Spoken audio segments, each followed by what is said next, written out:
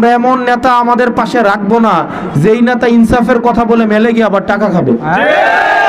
আমাদের দরকার আছে। ওই দিন আমাকে ইয়া থেকে একজন ফোন দিছে, একটা আন্টি ফোন দিয়ে বলতেছে আমাদের পার্টির এক নেতা এরে আমার চোখের সামনে আমি ফোন দিছে, এরে চিন্তা করেন কি পরিমাণ বাটপার এই লোক।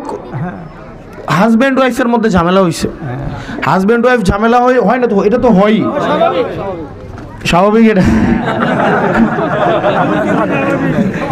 না, এটা স্বাভাবিক না, বেশি ঝামেলা অস্বাভাবিক, বেশি ঝামেলা হয়ে যাবে না।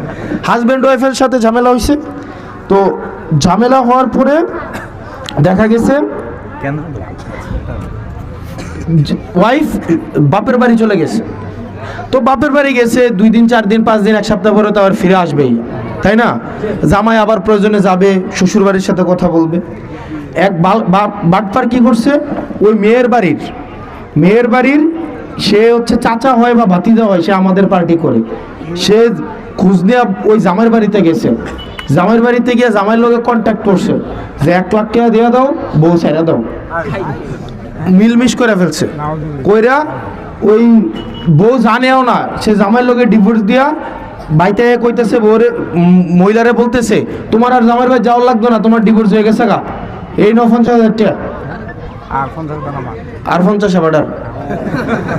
তো বেডি কইতেছে তোরে আমি কইছি, আমি কি তোর কাছে বিচার দিছি যে তুই কি আমার মেল করতি?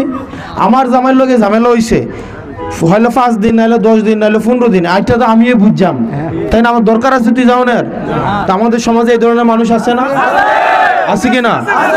এরাই দেখবেন নেতাদের আশেপাশে বেশি থাকতে দেখা যায়। আমরা এদের জন্য রাজনীতি কঠিন করে দিব। আগামীর রাজনীতি হবে সততার রাজনীতি, আগামীর রাজনীতি হবে যোগ্যতার রাজনীতি।